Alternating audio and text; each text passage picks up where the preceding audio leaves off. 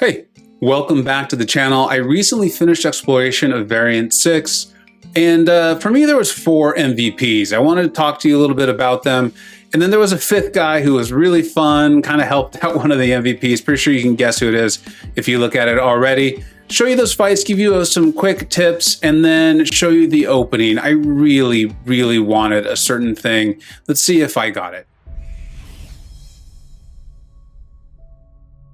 All right, my first MVP for this was Apocalypse. Obviously, with him being a villain, that's going to be extremely helpful. And then I thought one of the best fights to showcase how good he was for this, and a fairly tough fight here, is this new Daredevil Hell's Kitchen. His animations are new, and of course he has the shrug. The reason Apocalypse was so good for this is that he has the -100, or the opponents suffer 100% purify ability accuracy. As you see, we're able to stun right away, and that just changes this fight so much.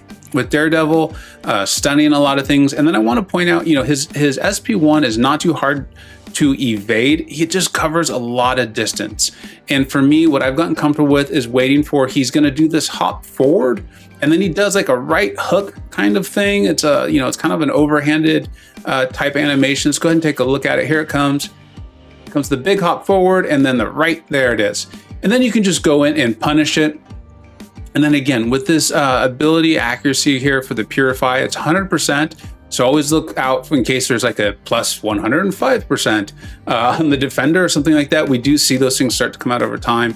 But with that for Apocalypse, and then you see the weakness and the poison are staying up. I am making sure to continue to land heavies to refresh the debuffs. We do it right here. And then just taking my time and baiting the special one. These are pretty big health pools, but this is a nice, Apocalypse does good damage. We're gonna land the SP2 here, so we're gonna get all 4 of the debuffs on, and I think this might even finish him off here with the debuff damage. Now it looks like we might have to hit him a few more times, but Apocalypse was great. There's quite a few nodes, quite a few lanes where I was able to use him extensively. And then one of the things with him is getting him to that 4 genetic code right away. And obviously Cable isn't really going to work out too well for you. And Sinister's fun. I do like Sinister, but there was another guy. Here he is, Kang himself. I'm going to speed this up a little bit because, it is a lot of just parrying. And then I want to show you something here. I do make a mistake. So if you have this fight and you find yourself making a mistake like I did right there, all the way down to 2% health, that weakness that you're getting from the node is it is going to hurt your damage quite a bit, but it's also going to do something else. It's going to heal you if you have willpower. So I wanted to see how low on health I accidentally get here from the unblockable there. And then I'm going to speed this back up because it is a lot of pairings, a lot of 5-hit combos. For those who don't know, the synergy with Apocalypse and Kang gives Kang that Fury buff there. Look at it. It's a 20 Fury buffs. It just happens over time in the duration of the fight.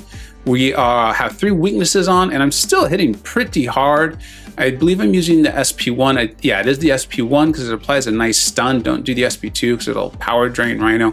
And you want him throwing those specials, right? So if you're in this fight, you want Rhino throwing those specials. If you make a mistake, let the weakness heal you up. That's a rank 1 Kang getting the solo for me right there. I forgot to record from the very beginning, but 166 hits, that's not bad. That's not bad.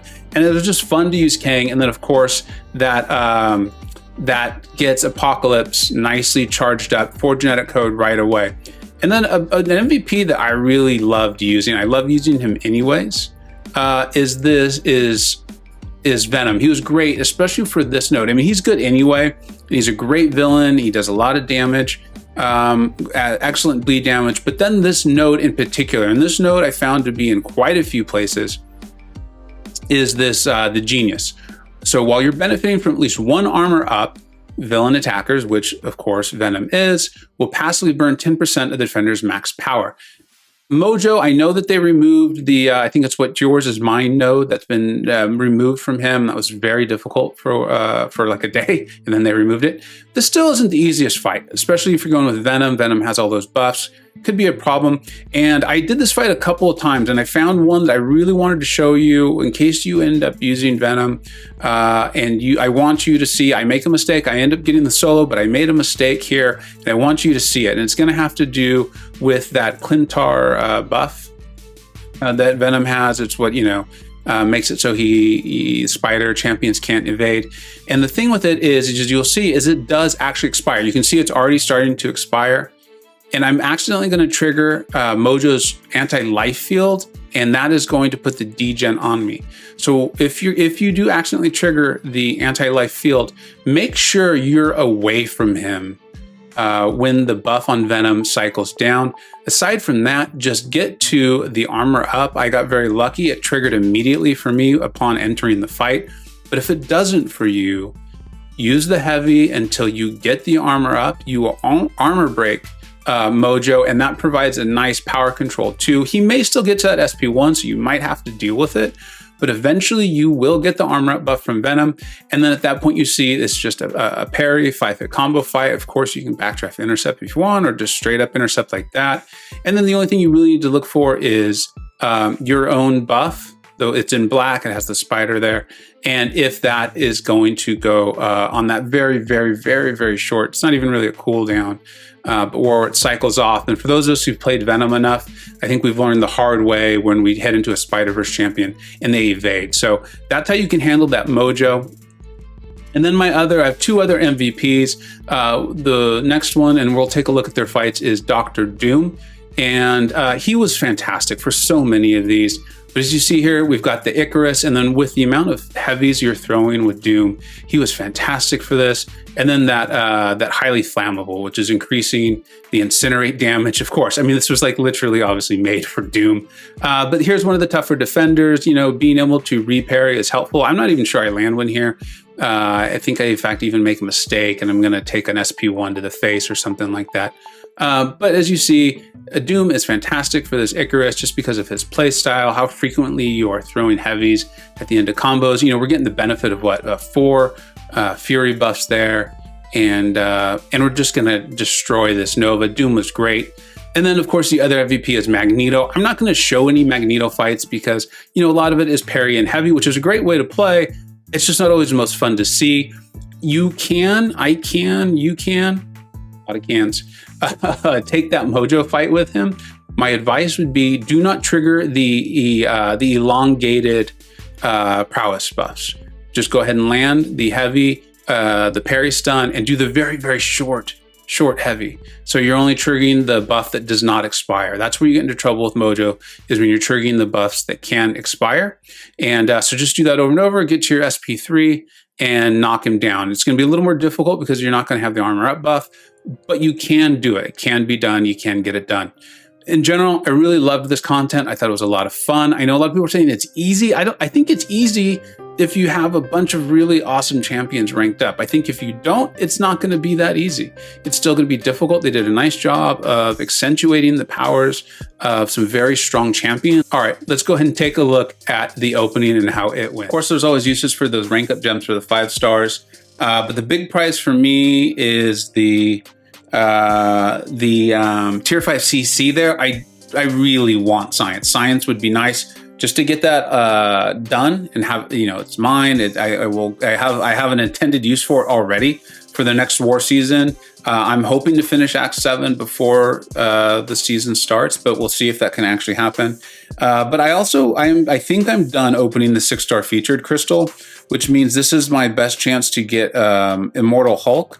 I would really like to get him. I would, just for fun. I think it would make sense if they buff him at some point. But also with Hulk, he's new. I'd like to have this champion. I could see there being uses for him. So that's ideally who I want out of this. And then I'm excited to open up that tier 5 CC. But I'll talk about that a little bit after this. Let's go and open this up. Come on, Hulk. Come on, Hulk. Okay. So I don't know if that's a good omen. We'll find out. That's actually the champion I have my eye on for my next 6-star rank 3, is this beautiful monster here.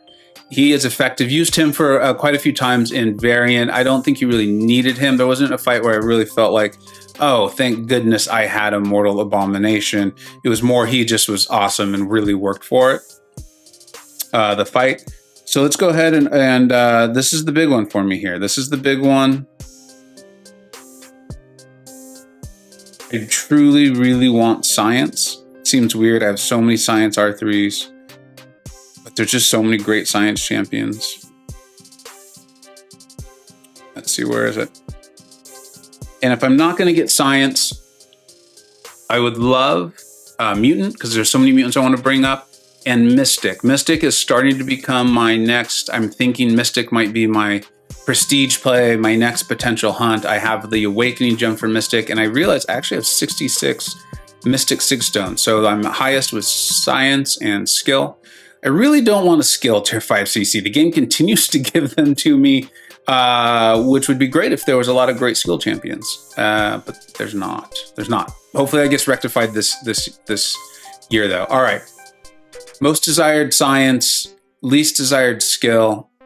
Happy misses would be mystic and mutant, and cosmic and tech would be fine. I mean, there's there's plenty to rank up there. So here we go. Come on, skill. Let's do this. Or not skill. I can't believe I just said that. Come on, science. Oh man, I hope I didn't just ruin this. Oh, I was really hoping for that, for a roll over there.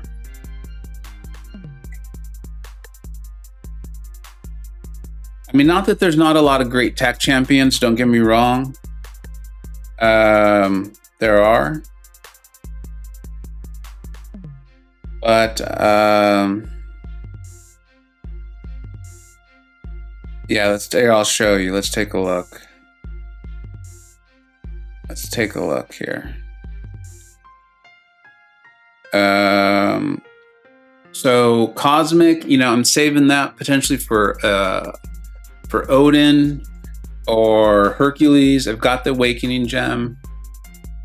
Mutant, I really want to take up Professor X. I want to take up Cable.